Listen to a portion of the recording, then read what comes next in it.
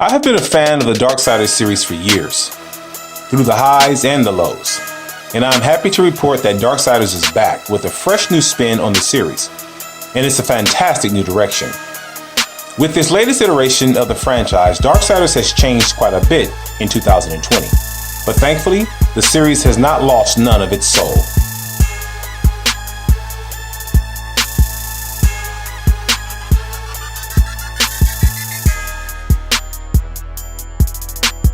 Darksiders has shed its open-world action roots in favor of a fast and fluid top-down isometric action platformer, in the same vein as the Diablo series.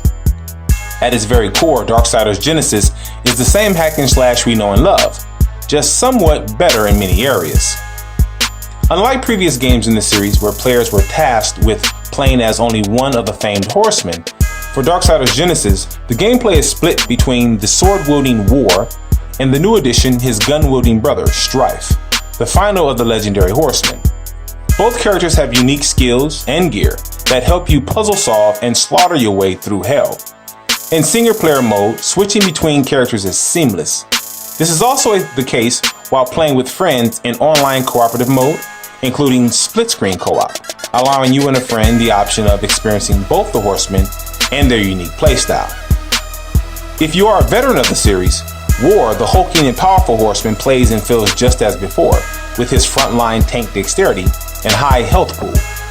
War's health pool allows him the ability to endure the majority of the combative attention, while dishing out devastating damage with fantastic melee combat and a variety of combos and enhancements for his sword, the Chaos Eater. Such a very cool name for a sword, by the way. Strife, on the other hand, is the complete opposite. Operating as a bloodthirsty gunslinger who prefers a more ranged combative approach while utilizing his swift and tactical artistry with his dynamic dual-wielding handguns, Mercy and Redemption. Strife also maintains a variety of different enhancements to his ammo. For Darksiders Genesis, the story centers around War and Strife, who by the command of the Council has been sent to investigate the dealings of Lucifer, who has been accused of plotting to disrupt the balance the horsemen are sworn to protect. This sees the brothers travel from realm to realm, from the gates of hell to Eden. The narrative, however, does take a back seat to the entertaining verbal jousting exchange between the brothers. Strife is witty and oftentimes overly sarcastic, while his brother War is more stoic, very serious and always mission focused. Adding intrigue and character layers to the protagonists, dialogue between the two brothers sheds light on the details surrounding the Great War of Eden and the individual exploits of the horsemen before they were legend. As the story progresses, as with past titles in the series, players collect different tools to aid with puzzle solving. Both horsemen have access to 3 distinct abilities that can be freely switched between with the directional pad. While puzzles will require teamwork from both players using their respective abilities in tandem, for players choosing to play solo, this team-based dynamic in order to complete puzzles and objectives is well complemented with a seamless solo process enabling the use of both horsemen. Like most cooperative games, the experience is always better with friends. However, how this is executed in solo mode, if I'm being honest, I never missed a beat.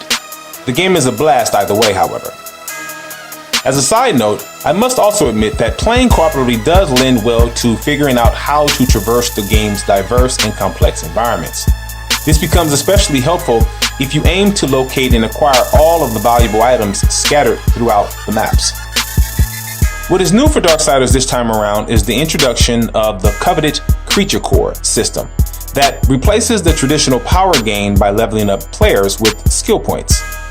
Each skill type within the game drops a specific core that enhances a variety of stats. Slotted like gemstones, players will gain a bonus from the gems if they are slotted in the appropriate slot, such as an attack stone placed in an attack slot. Simple.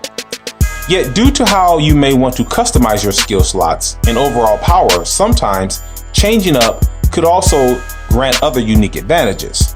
Importantly, these cores gradually gain power by finding more of the same gems. If you were wondering whether or not the horsemen were accompanied by their faithful steeds, the answer is absolutely. On some of the game's larger maps, War and Strife can quickly call upon their steeds to swiftly get them across the maps and into battle. In fact, one of the game's more challenging boss battles requires that you wisely utilize your horse in order to even the odds against one of heaven's fallen angels. Throughout the game's 16 chapters, the closer you get to confronting Lucifer, mini-bosses, and boss battles becomes more challenging.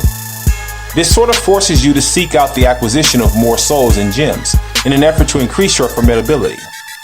As War and Strife become more powerful, the game gradually becomes more fun to play. And if battling bosses is not enough, then the arena will certainly scratch your combative itch. The arena is a straightforward approach to testing your fighting skills against 10 waves of enemies for each dungeon. And there are plenty. Want more souls, creature stones, health potions, etc. The arena will make you fight for it.